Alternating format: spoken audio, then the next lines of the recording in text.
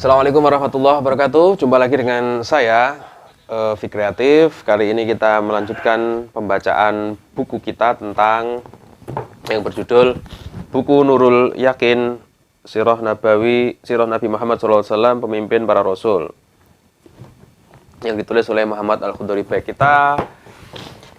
Kita sudah sampai pada bab ke-1 kemarin, sudah selesai. Jadi hari ini, kesempatan kali ini kita akan melanjutkan pada bab kedua yang berbicara tentang bi'tsah dan dakwah.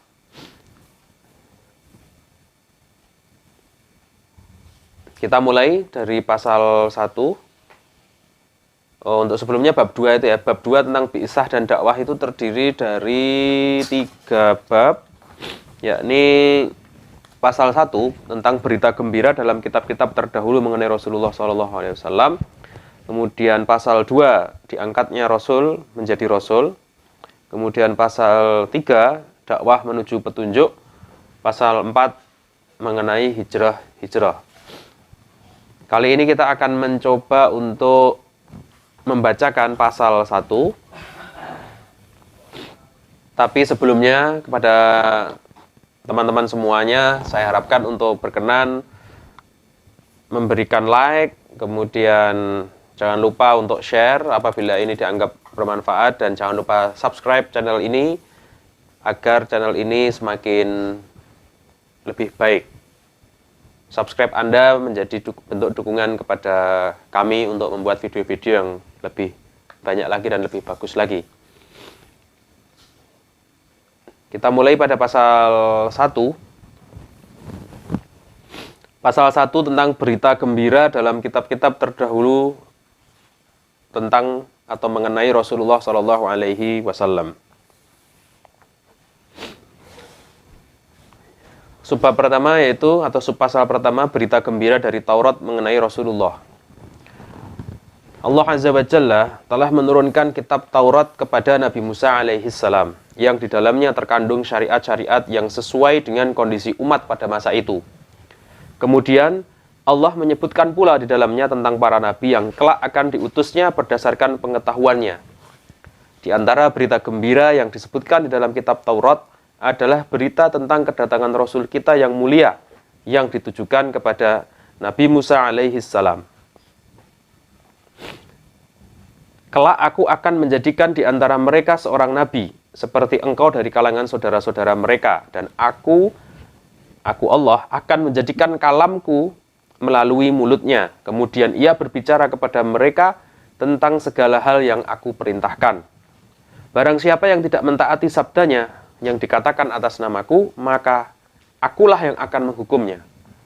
Adapun mengenai nabi yang berani lancang, berbuat takabur, dan berkata atas namaku, padahal aku tidak menyuruhnya, atau berkata atas nama Tuhan lain, maka hendaknya ia dibunuh. Bila engkau ingin nabi yang benar dan nabi yang palsu, berikut ini adalah pertandanya. Ingatlah bahwa apa yang dikatakan nabi atas nama Rob, padahal Rob tidak mengatakannya, maka ia pendusta yang hanya ingin mengagungkan dirinya. Oleh karena itu, engkau jangan takut terhadapnya. Kutipan ini berasal dari pasal kedua kitab Ulangan. Yahuda berkata bahwa yang dimaksud dalam bisyarah atau kabar gembira adalah Yusha bin Nun, atau kita menyebutnya Yosua, pengganti Nabi Musa alaihissalam. Padahal mereka masih tetap menunggu nabi lain sewaktu mereka berada di masa Al-Masih selain Al-Masih itu sendiri. Mereka mengirim utusan kepada Yahya, atau orang Nasrani menyebutnya Yohanes, si pembaptis, untuk menanyakan kedudukan dirinya. Untuk itu mereka mengatakan, apakah engkau Elia? Yahya menjawab, bukan. Mereka bertanya lagi, apakah seorang nabi? Yahya menjawab, bukan. Mereka lalu berkata, mengapa engkau membaptis jika memang engkau bukan Elia, bukan Al-Masih, juga bukan seorang nabi? Kesaksian ini menunjukkan bahwa kitab Taurat menyatakan berita gembira tentang Elia, Al-Masih, dan seseorang yang akan menjadi nabi lainnya itu masih belum datang hingga zaman Nabi Isa alaihissalam. Kemudian, kitab Taurat juga menerangkan sifat Nabi SAW bahwa ia seperti Musa alaihissalam Dan itu telah ditulis pula pada akhir kitab ulangan bahwa tidak akan ada lagi seorang nabi yang seperti Nabi Musa di kalangan Bani Israel. Telah disebutkan pula di dalamnya bahwa nabi yang berdusta atas nama Allah harus dibunuh. Hal ini mirip dengan apa yang dikatakan Al-Quran melalui firman-Nya. A'udzu billahi minasyaitonir rajim. Walau taqawwala 'alaina ba'dal aqawil la akhadna minhu bil yamin thumma laqata'na minhul watin. Seandainya dia, Muhammad, mengadakan sebagian perkataan atas nama kami, niscaya benar-benar kami pegang dia di tangan kanannya. Kemudian benar-benar kami potong urat tali jantungnya. Surat Al-Haqqah 44-46. Nabi kita SAW tinggal bersama musuh-musuh besarnya dari kalangan kaum musyrikin dan orang-orang Yahudi selama 23 tahun. Beliau menyeru mereka untuk beribadah kepada Allah. Walaupun demikian, Allah memelihara Nabi SAW dari gangguan mereka dan menurunkan ketenangan untuk menghapuskan kekhawatirannya. Allah Azza wa Jalla berfirman, Wallahu ya'simuka minan nas. Allah memelihara kamu dari gangguan manusia. Surat Al-Maidah ayat 67. Apakah Allah tidak mampu melakukan hal itu? Padahal Dia Maha Kuasa atas segala sesuatu. Maha Kuasa untuk menurunkan azab kepada siapa yang menisbatkan kepadanya sesuatu yang tidak Dia katakan. Dan Dialah yang berfirman, Am yaquluna iftara 'ala Allahi kadiba fa in yasha'illahu yakhtim 'ala qalbik wa yamhullahul batil wa yuhiqqul haqqa bikalimatihi innahu 'alimun bidzatis sudur. Bahkan mereka mengatakan, dia Muhammad telah mengada-ngadakan dusta terhadap Allah. Maka jika Allah menghendaki, niscaya Dia mengunci mati hatimu. Dan Allah menghapuskan yang batil dan membenarkan yang hak dengan kalimat-kalimatnya, yakni Al-Quran. Sesungguhnya Allah Maha mengetahui segala isi hati. Surat Asy-Syura ayat 24.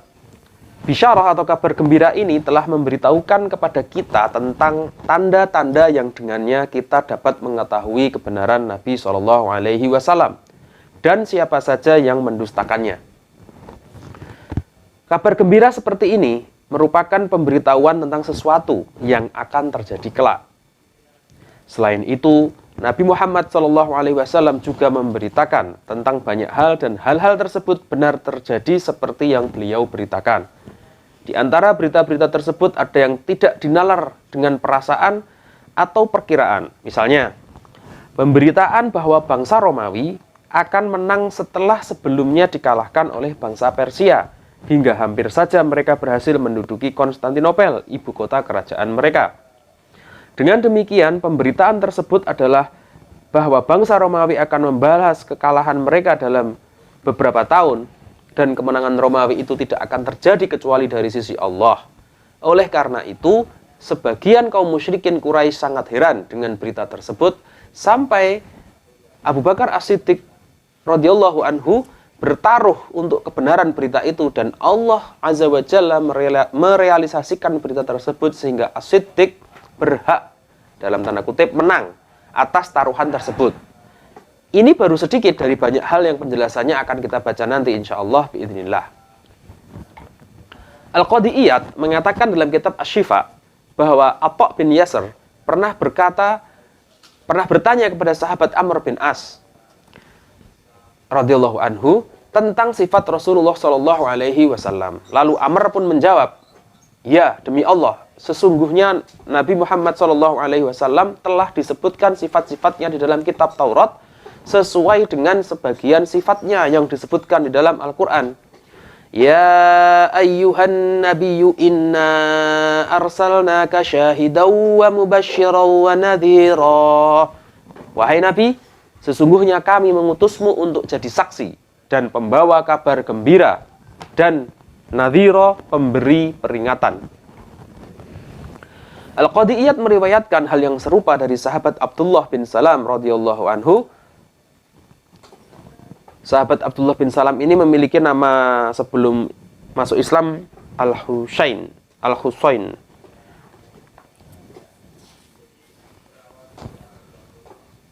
Dahulu Abdullah bin Salam adalah pemimpin orang Yahudi, tetapi ia tidak dibutakan oleh jabatannya hingga meninggalkan agama yang lurus.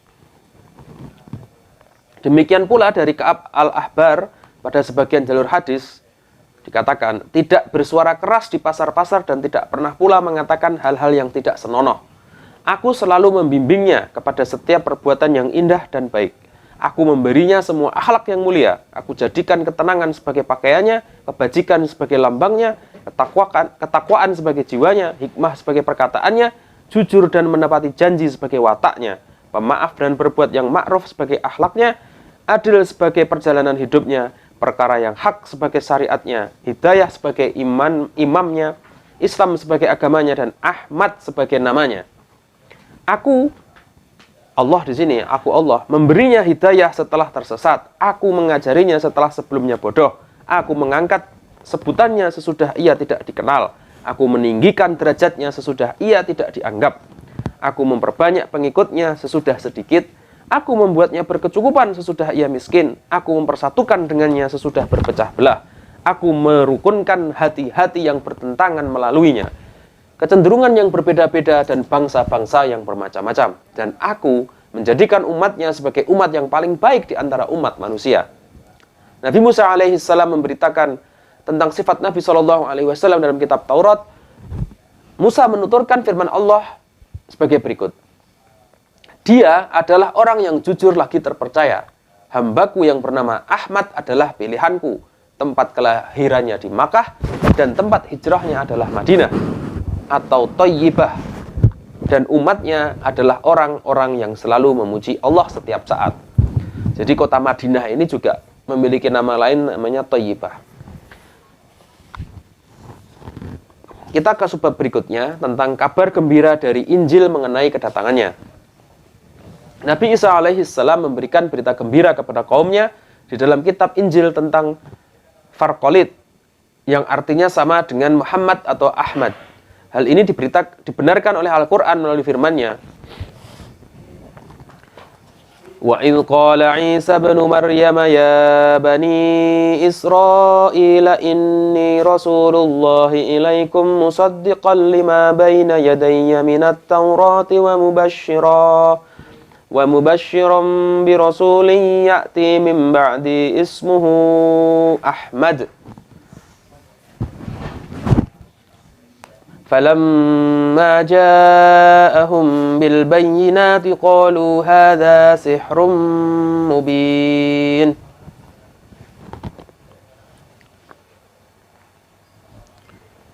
Dan ingatlah ketika Isa bin Maryam berkata, "Hai Bani Israel, sesungguhnya aku adalah utusan Allah kepadamu, membenarkan kitab sebelumku, yakni Taurat, dan memberi kabar gembira dengan datangnya seorang Rasul yang akan datang sesudahku, yang namanya Ahmad."